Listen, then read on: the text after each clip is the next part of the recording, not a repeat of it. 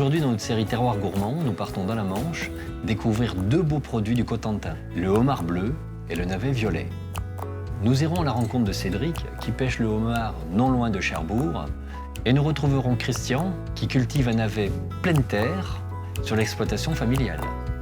Je vous laisse découvrir ces beaux produits ancrés dans l'histoire du Cotentin, et je vous retrouve juste après pour cuisiner une recette à base de homard bleu, évidemment, et de navet violet. A tout de suite.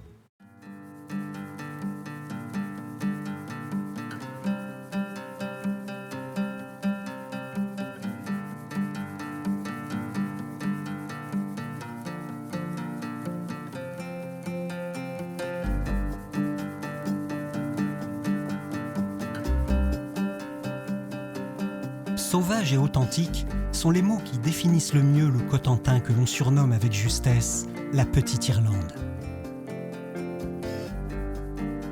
Cette presqu'île normande baignée par la mer et balayée par les vents offre un contraste saisissant entre falaises escarpées, bocages verdoyants et plages de sable interminables. Ce petit bout de terre a su conserver son histoire mouvementée liée au débarquement et toute la variété de son patrimoine culturel. Ici, on est naturellement normand, et c'est avec fierté que l'on partage les richesses de cette région de cœur avec les visiteurs qui savent prendre le temps de la découvrir.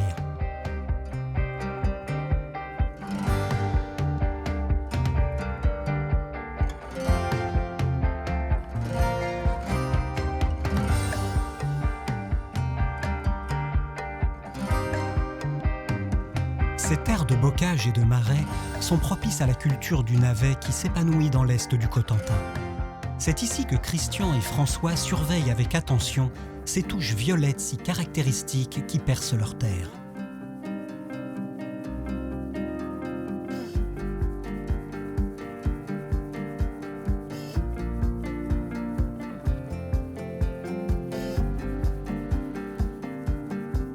Les couleurs vives ne manquent pas non plus à la robe du homard bleu du Cotentin, que Cédric pêche avec respect et pour lequel il n'hésite pas à affronter parfois le rat blanchard, l'un des courants de marée les plus puissants d'Europe.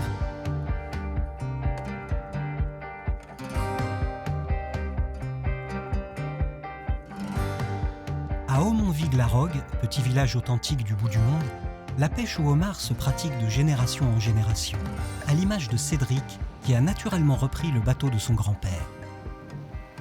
Mon grand-père était pêcheur professionnel, avec un bateau qu'il avait fait construire. Et puis au bout d'un certain temps, il y a mes collègues qui étaient dans le métier qui m'ont dit tu devrais essayer de passer l'examen de patron et puis de reprendre le bateau de ton grand-père. Donc je me suis dit oui, pourquoi pas. Donc je l'ai dit à mon grand-père qui était content et puis j'ai fait ça. Étant gamin, j'allais avec lui et puis il m'a appris oui, le métier. Bon, maintenant, on ne travaille plus tout à fait pareil, puisque l'équipement n'est pas le même, mais quand même, les bases sont toujours là. Et la pêche, de toute façon, le crustacé, le homard et le tourteau, lui, ça n'a pas changé. Donc, oui, c'est sûr qu'il m'a appris pas mal de choses. Malgré le temps qui s'annonce difficile, Cédric décide de prendre la mer. Une grande marée approche et il craint de perdre ses casiers les plus au large s'il ne les ramène pas à temps au bord des côtes.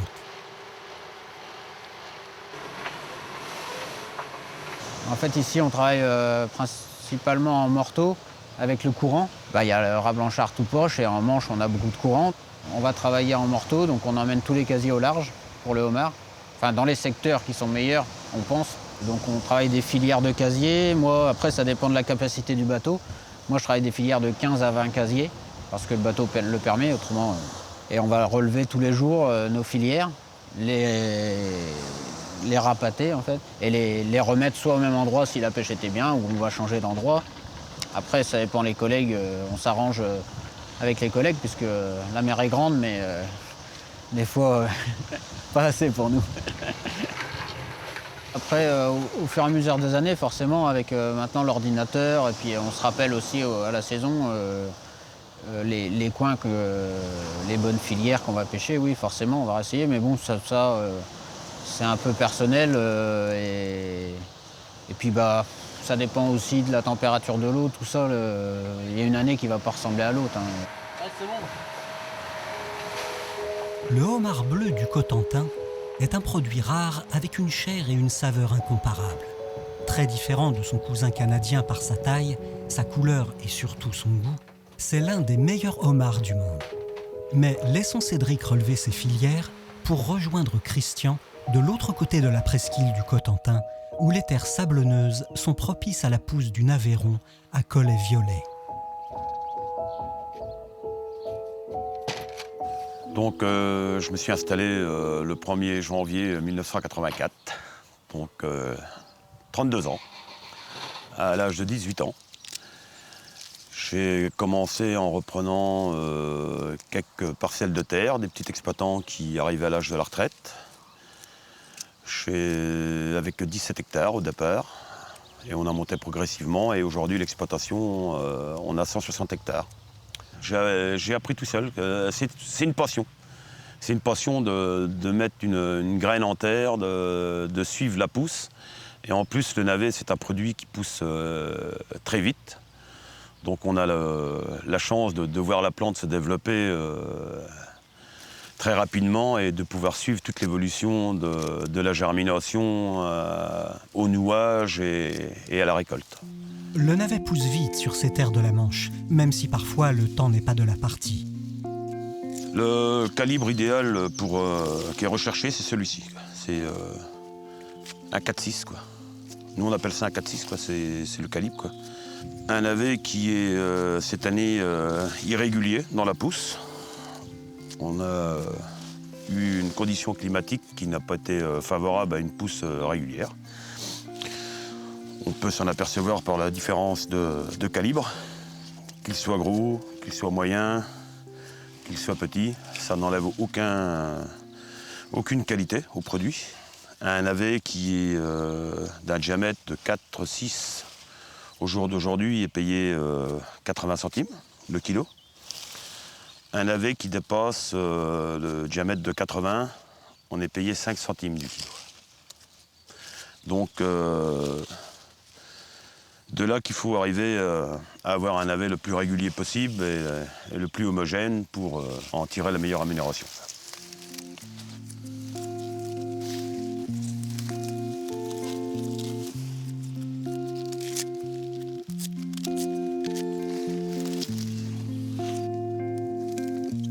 C'est un navet qui correspond très bien à la commercialisation, qui a un très joli violet, une belle découpe avec un blanc très vif. Donc le navet idéal pour pouvoir mettre en rayon et pour pouvoir attirer le consommateur. C'est un navet qui est à maturité, qui est bien ferme, à point.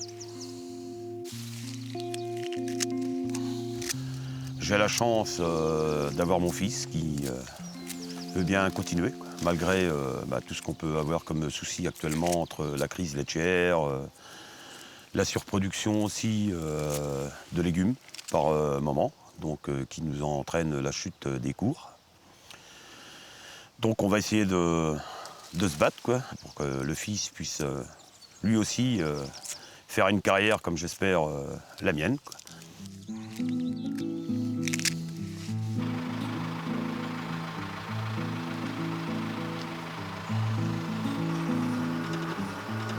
Malgré les difficultés, Christian a transmis à François la passion de la terre. Ensemble, ils ont décidé de mettre en place un système d'agriculture raisonnée pour regarder vers le futur et produire un navet de qualité sans pesticides ni engrais. Leur démarche s'inscrit aujourd'hui dans le référentiel Global Gap qui valorise les bonnes pratiques agricoles.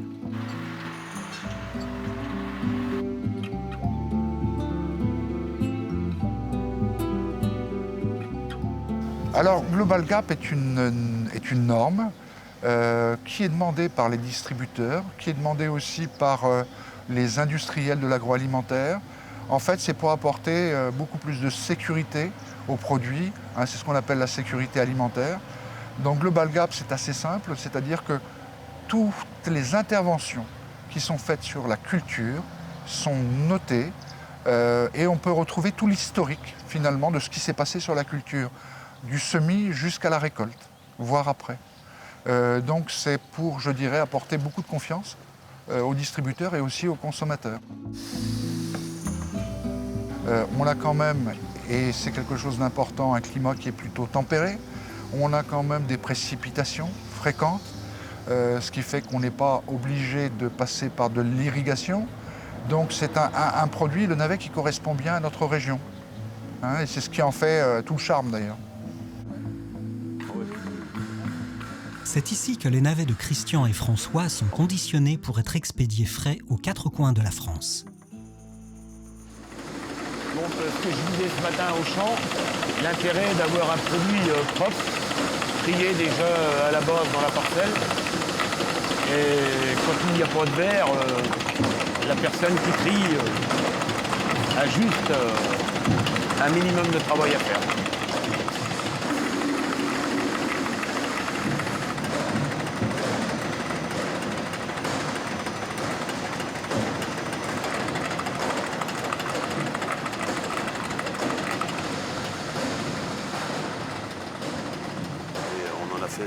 La totalité de la production est ramassée à la main, lavée en station, triée à la main, calibrée.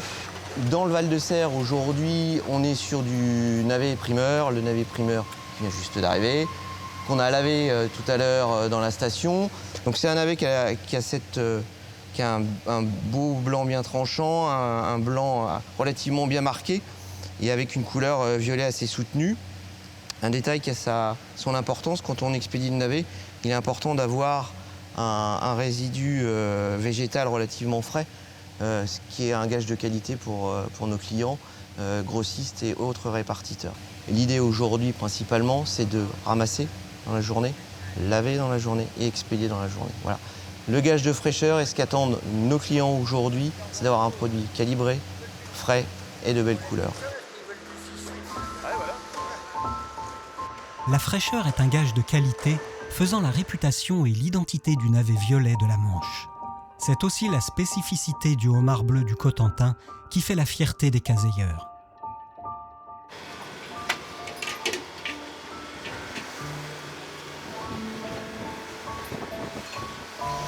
Là, on refile, c'est la dernière filière. Autrement, ouais, là, on rentre. À moins qu'on puisse virer encore une là, mais il faut voir le courant qui est dessus. Là. Il y en a encore une de 20 ou 15, celle-là qui est là. Et à mon avis, il va y avoir trop de courant pour la virer. On va voir.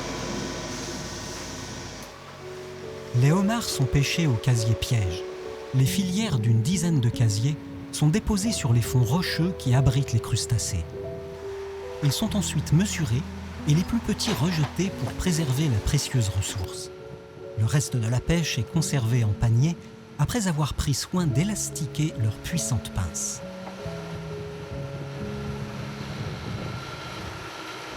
Là, on a fait 21 pièces en 3 filières. Quoi. On a pas, il y en a une qu'on n'a pas pu virer à cause du courant. Et puis il y en a une qu'on a cassé le cordage, on a eu que 3 casiers. Donc il y a quoi? Il y a une quinzaine de kilos. Quoi. C'est une petite pêche pour Cédric, mais il a réussi à remonter quelques filières de casiers avant que la grande marée ne les emporte au large.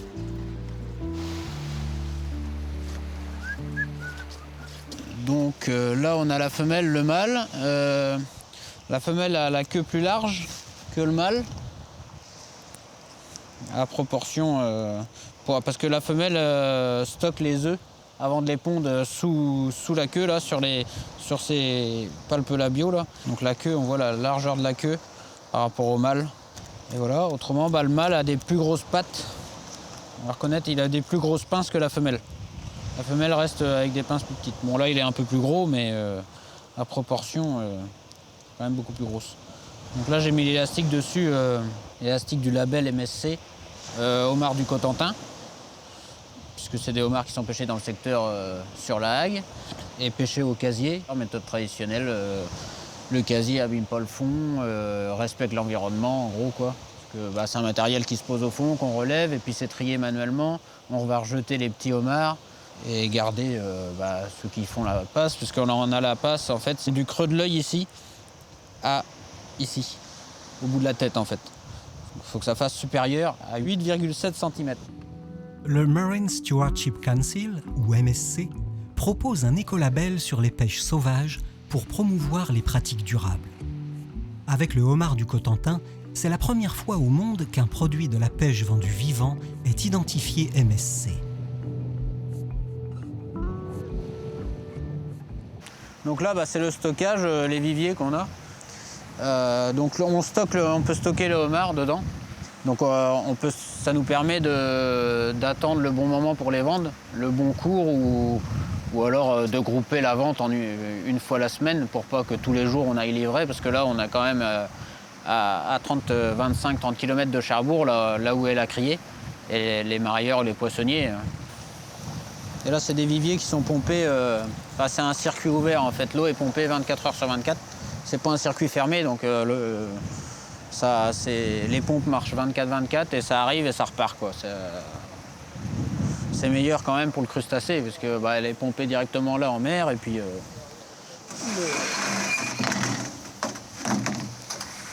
l'eau, il n'y a pas de filtration ni rien, c'est direct, quoi. C'est comme s'ils étaient en mer, quoi.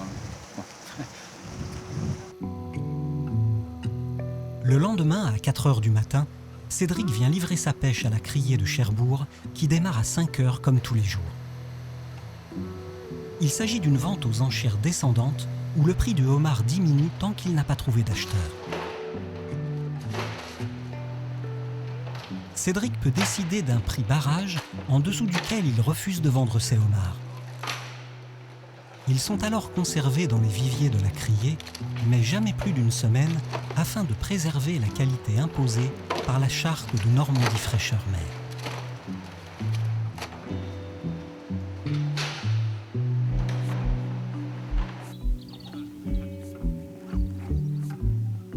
Côté navet, le Global Gap impose lui aussi un suivi de la production.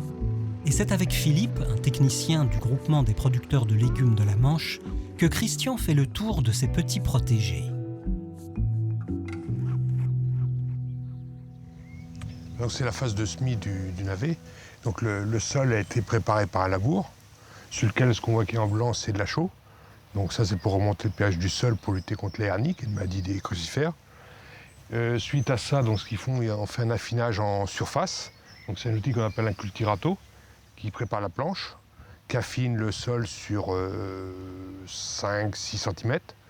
Et derrière, il y a le semoir qui repasse, donc qui sème les 4 ans. Donc c'est un semoir pneumatique, on prend graine à graine, le navet, et on le dépose sur le sol, légèrement recouvert. Voilà. Et suite à ça, donc, ils vont semer la partie qu'ils veulent semer aujourd'hui.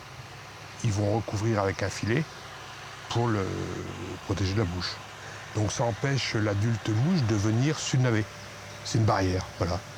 Ça remplace totalement les pesticides quand on couvre dès le semis jusqu'à la récolte. Donc la mouche, c'est un insecte, comme la mouche qu'on connaît, un peu le même principe, qui va venir pondre au collet de chaque navet. Et au niveau du sol, donc ces œufs vont engendrer un asticot. Et cet asticot va vivre aux dépens du navet en faisant des galeries dans le navet. C'est ce qu'on appelle un navet véré. Pour se protéger de la mouche, rien de tel qu'un bon filet. D'autant plus qu'il garde la chaleur et l'humidité nécessaires à la pousse des navets. Allez, c'est parti.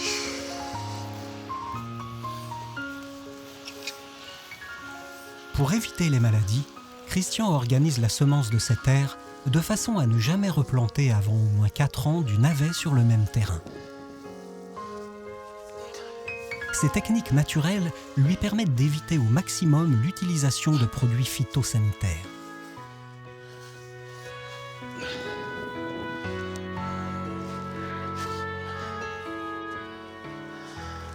Ça paraît pas, mais quand il est étalé, ça fait une surface quand même. 1600 mètres carrés. Mais moi, il en faudrait 10 pour couvrir le clos. C'est la fraîcheur et la qualité de leurs produits qui rassemblent Christian et Cédric. Leur démarche et leur exigence font la réputation des produits de la Manche.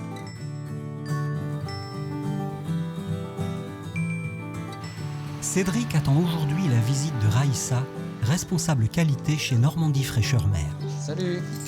Ça va, Ça va ? Oui. La pêche s'est bien passée ? Ouais, bon, il a été hier. Là. Il faisait D'accord. pas très beau, mais... T'as ramené beaucoup de homards ? Beaucoup, c'est un grand mot, oui. On avait un peu dans ce qu'on a viré, mais on y a surtout été pour le matériel hier. D'accord. Ok. Bon, moi, je vais regarder un petit peu ce que t'as ramené. On va regarder s'il est bien vivace. Là, on voit qu'effectivement, il bouge. Hein. On va regarder l'intégrité des pattes et des pinces. On va voir aussi au niveau des réflexes de défense. Voilà, par exemple, là, il écarte ses pinces. Hein. On a les aspects aussi au niveau des flancs. Il faut que les flancs, donc cette partie, soit dure. Toutes les pattes bougent. On voit que les antennes sont en bon état. Hein. On voit qu'effectivement, au niveau de l'abdomen, l'abdomen est réactif, il bouge, hein, il n'est pas complètement affaissé. Hein. Un homard qui serait un peu plus, moins vivace aurait un abaissement au niveau de l'abdomen, hein, ça pendrait légèrement. Et donc là, ce qui est important, c'est vraiment sa réactivité, sa mobilité. Hein. C'est ce qui permet ensuite de pouvoir, sur les homards, apposer l'élastique MSC, ce qui permet d'avoir un gage de qualité. Les professionnels au sein de la commission crustacés ont souhaité en fait que le cahier des charges initié par Normandie Fraîcheur Mer sur les homards soit intégré à la démarche MSC. Cette certification elle a permis d'appuyer les pratiques et les bonnes pratiques qui étaient déjà mises en place avant la certification MSC. Ça ne fait qu'approuver les bonnes gestions et les bonnes pratiques des pêcheurs actuels. Et ces élastiques permettent aux consommateurs d'identifier les produits issus de la pêche durable du Cotentin.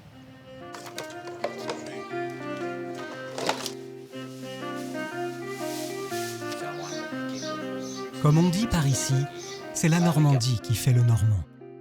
Le vieil adage se vérifie plus que jamais dans la presqu'île du Cotentin, où la terre a forgé le caractère des hommes à son image, sauvage et fier. Fier comme Christian l'est de ses navets et de sa terre qu'il protège. Sauvage comme le homard bleu du Cotentin, défiant les courants violents de la Manche sous l'œil protecteur de Cédric, qui ne quitterait ses côtes rocheuses pour rien au monde. Jacques Prévert, en digne amoureux du Cotentin, a écrit ces quelques vers qui lui semblent destinés. Notre Père qui êtes aux cieux, restez-y. Et nous resterons sur la terre qui est quelquefois si jolie.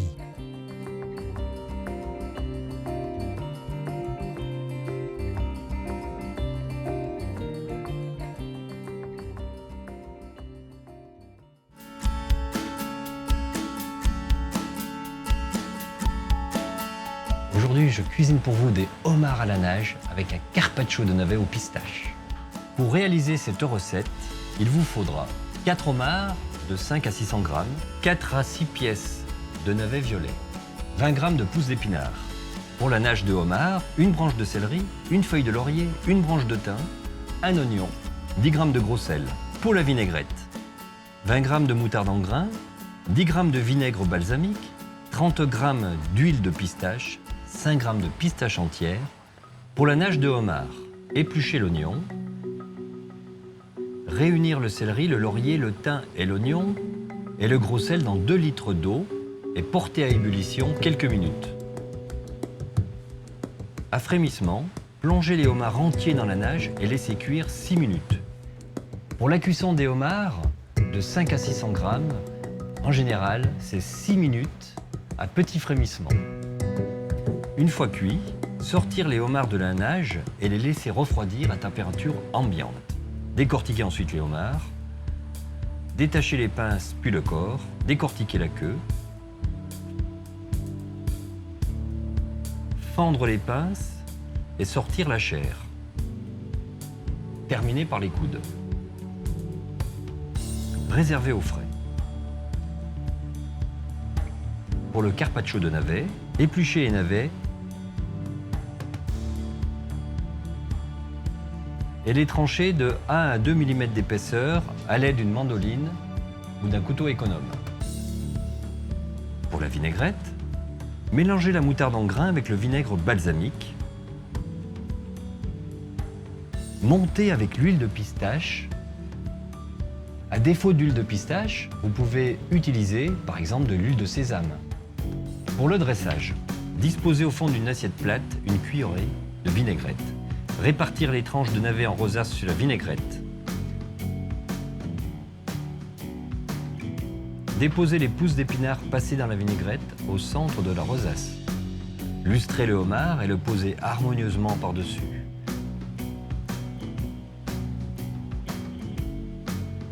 Tracez un trait de vinaigrette au pinceau. En finition, râpez les pistaches par-dessus et ajoutez quelques fleurs en décoration. Je vous souhaite une très bonne dégustation et je vous dis à bientôt.